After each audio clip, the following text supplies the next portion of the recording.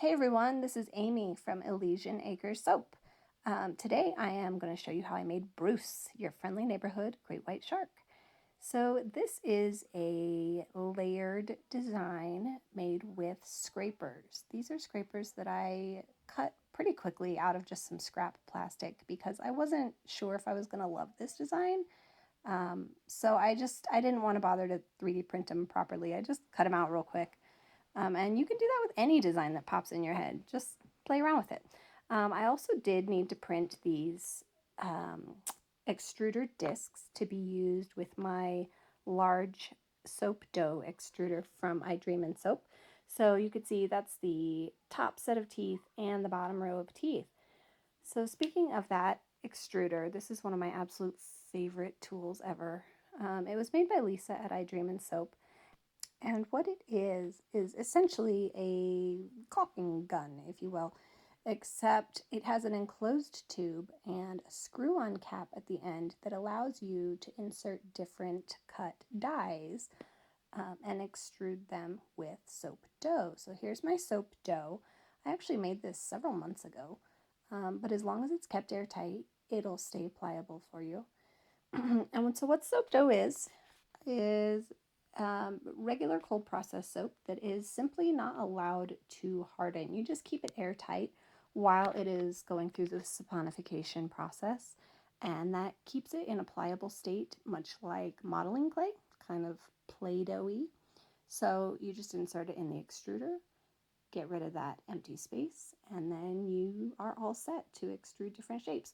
So you'll notice that I magically changed to a different shape because my camera cut off. But here you go with the bottom row of teeth.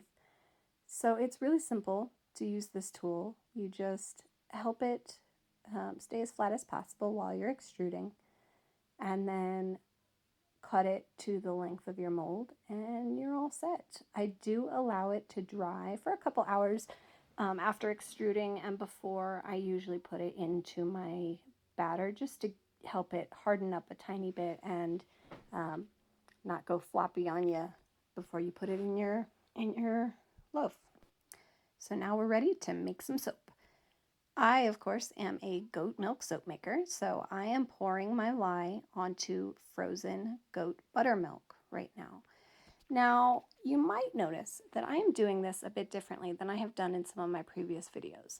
Normally what I'll do is sprinkle my lye onto my frozen milk very, very slowly so as not to risk burning the milk, because lye causes a chemical reaction that gets very, very hot very quickly that melts your frozen milk, and then it can begin to burn the sugars in your milk. However, I have discovered somehow that when I'm using frozen buttermilk, which of course the only difference is that I have added a bacterial culture to that milk and allowed it to incubate, and that builds up a lot more lactic acid in that buttermilk. Something about that process I don't really understand allows it to melt much more slowly, and for that reason I'm able to dump my full amount of lye right on top of that and just stir for a million years, and it doesn't scorch my milk. It still would scorch my milk if I was using just regular old full-fat goat milk. So if that's what you're doing, I don't recommend doing what I just did. I would sprinkle it much more slowly and stir until it's dissolved for regular milk. But buttermilk works. I don't know why. And of course, I'm a milk soap maker, so I do this, but you can absolutely make your own soap. Make this soap with water. That's completely, completely fine. Or lots of other different kinds of liquids. People use coffee, tea, aloe vera. There's basically, if it's a liquid, you can soap with it. So have fun, experiment. So this is the part where I begin stirring for about a million years until all of those lye crystals are fully dissolved.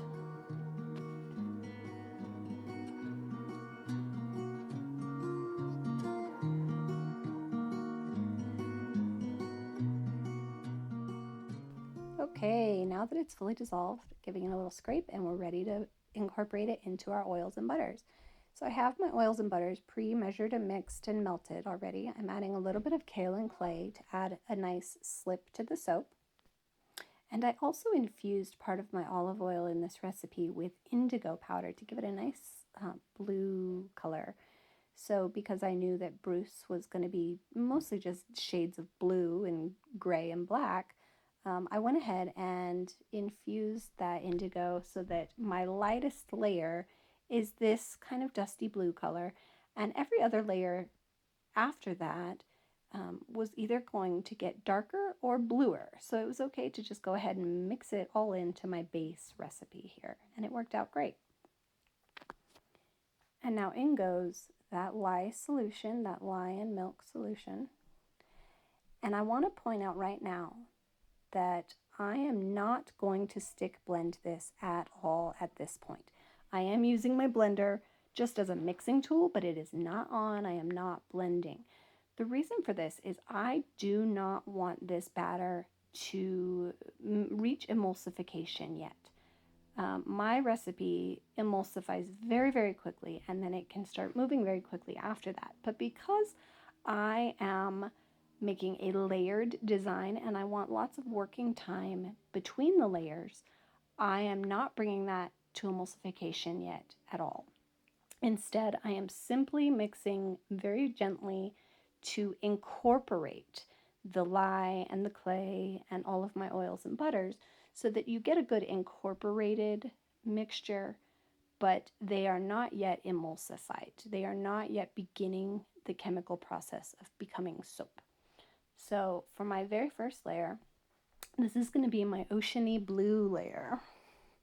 So I am measuring off about a third of my batter, and then I am going to use my small blender, my little handheld blender, which I absolutely love, to get an idea of whether or not I like the color before I go ahead and stick blend it.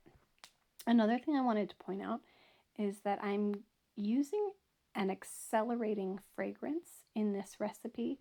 Whenever I'm doing a layered pattern like this design, I like to use a fragrance oil that speeds up the process a little bit because, whenever you're scraping layers, you need that layer to set up pretty quickly. Otherwise, you're just waiting around for hours and hours before you can move on to the next step. So if you choose a fragrance oil that likes to speed up a little bit on its own, that'll really help you out. Of course, you don't want to pick one that just seizes immediately. You still want a little bit of working time, but one that moves a little quick is just fine. So for this, I'm using South Pacific Waters by Crafter's Choice. It's a really, really great, sort of a neutral smell that everybody seems to like, and it moves a little quick. It's got a little bit of hustle. All right, I stick blended this just a tiny little bit, and then I'm going to tap out all the air bubbles that I can. It is really time for me to upgrade my stick blender because my blender pumps so much air into my batter sometimes. It's a little bit ridiculous. But anyway, so I give it a few taps to try to get it down and then straight into that mold.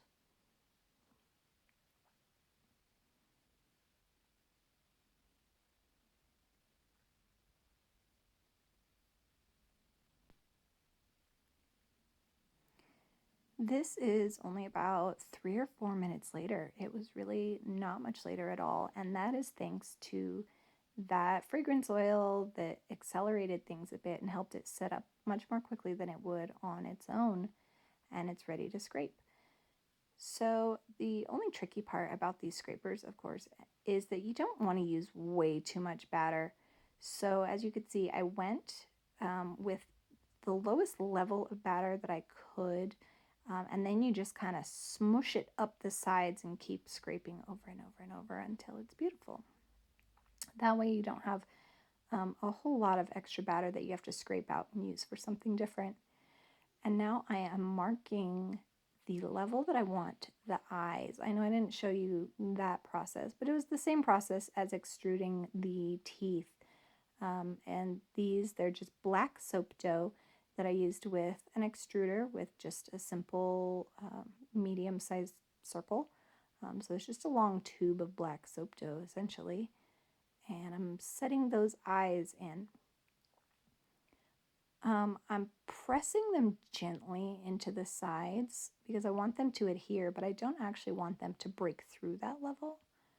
I was a little bit nervous before I did this that they would not stay in place, but they actually stayed perfectly. I was so happy with how well they stayed.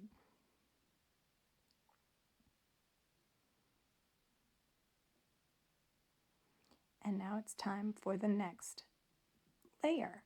So the next layer is going to be a dark gray, a dark grayish sharky blue. So since I knew that it was going to be on the blue side, I didn't bother scraping out my container or getting a clean one. I don't like doing dishes, so I'm just reusing this one, and it was fine. It totally worked out. So before I pour in my batter, I did give it another swirl with that spatula several times. Again, not to emulsify, but just to incorporate everything together. To this layer, I'm adding a little bit of activated charcoal. And I just kind of had to play around with it. I wasn't sure exactly what color I was going for. So you can see that I mix it a few times and play around with it to see what I really like. And it took a little bit of tweaking. I had to keep adding little bits here and there because, again, you can add more later, but you can't take it away if you go too dark too fast.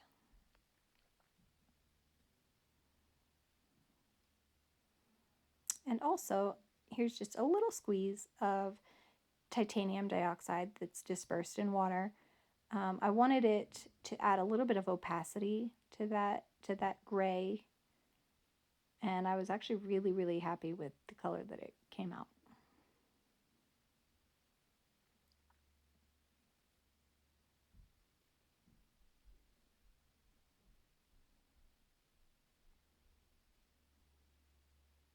In with a little bit of that fragrance oil.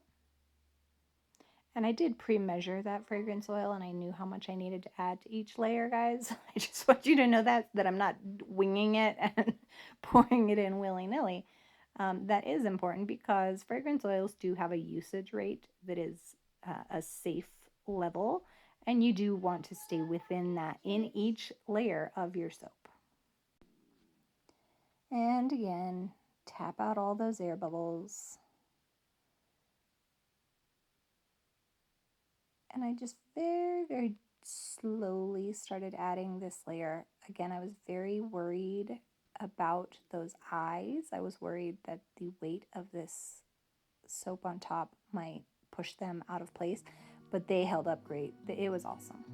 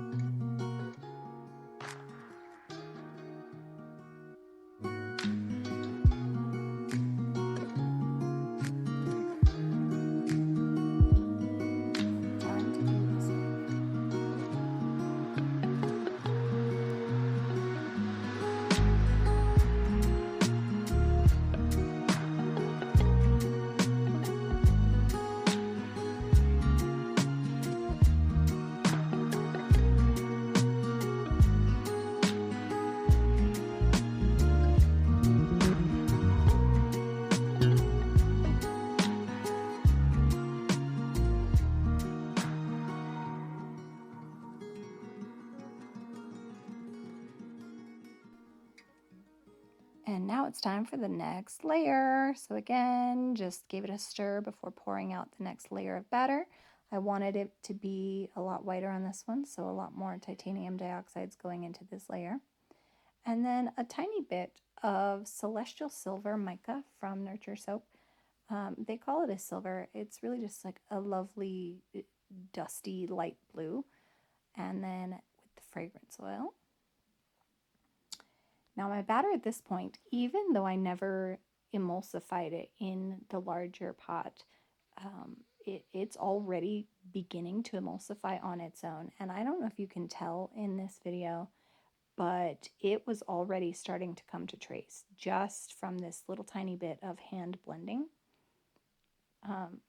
And that just tells you how quickly my standard batter with that buttermilk in it moves. So you just have to know your own batter.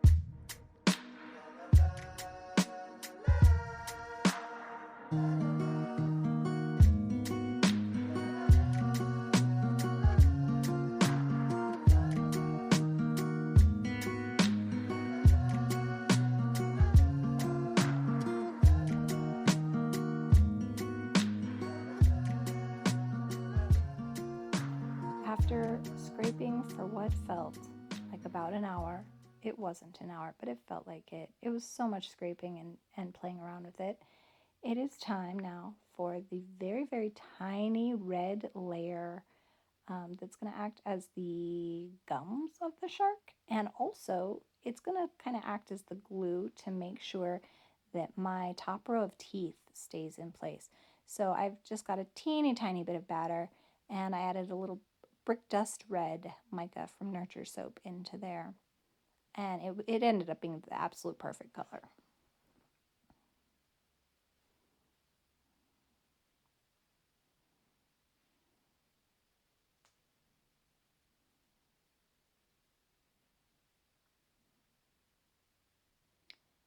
And I'm just gonna drizzle this in. I want a very, very thin layer. And here's those teeth. That's the extruded teeth. It tried to come apart a little bit on me, but I just sort of smushed it back together. And that's the fun thing about soap dough. There's a lot of wiggle room. So just drizzle this in. It was really giving me ketchup vibes at this point, making me a little bit worried. But it was fine in the end.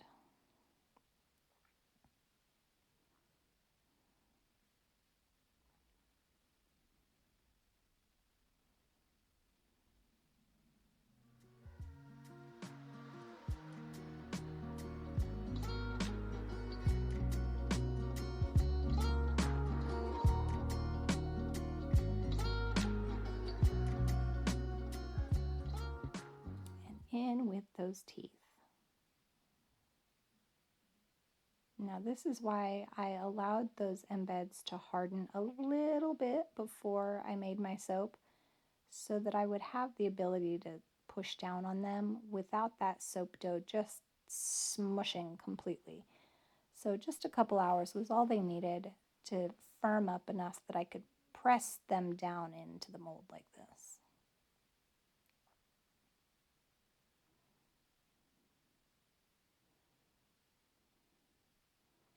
And to fill up that mouth, we're doing our last amount of soap batter. So this is just everything that was left with some activated charcoal added.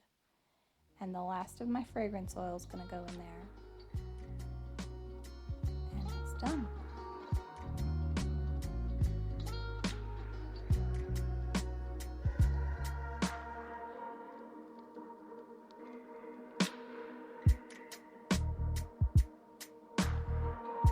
And the final embed is that bottom row.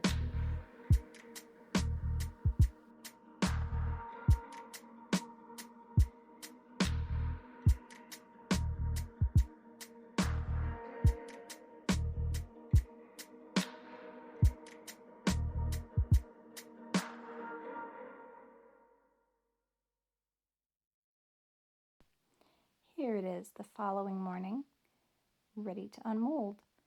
One of the reasons that I use buttermilk so often is I find that the extra lactic acid in the milk, aside from being great for your skin, helps with making great soap. It makes soap that unmolds very quickly and cleanly. So here's the whole loaf, and because this is an upside down design, what I'm doing now is flipping the whole loaf over, and I'm going to add a little bit of decoration to what is now the top of the bar. But of course that was the bottom in the mold, so you can't do anything fun when it's the bottom of the mold. So what I want to do is add a little bit of extra soap batter to the top of this to kind of give it an oceany, wavy effect. And I didn't have to do anything special to this. Because I just unmolded this loaf, it was still a little bit tacky to the touch. It still has a lot of moisture in it, and for that reason, you can add fresh soap batter straight to that without any problems of it not adhering. So I just mixed up a teeny tiny little batch of soap, added some mica to it, added some titanium dioxide to it, and I'm just having some fun with it now.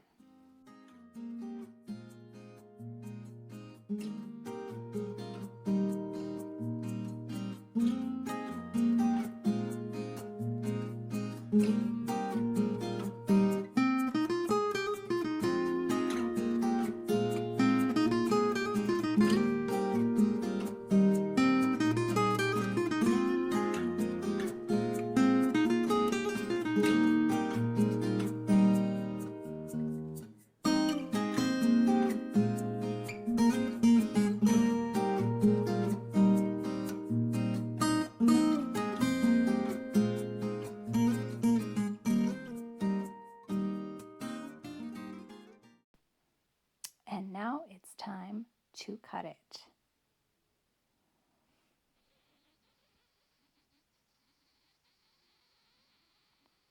I present to you our friend, Grandpa Shark.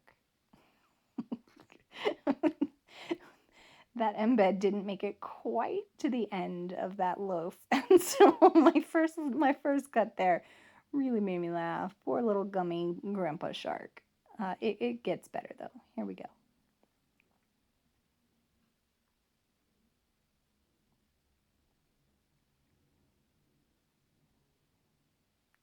Ta-da!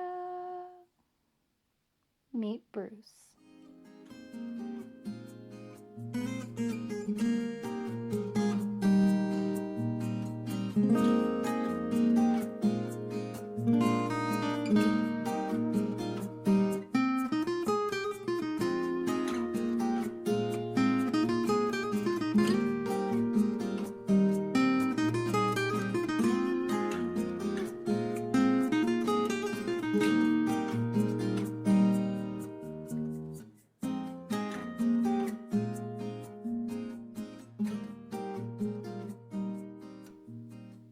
Thanks for watching, guys. I hope you enjoyed this video. Let me know what you think, and I hope you have an amazing day.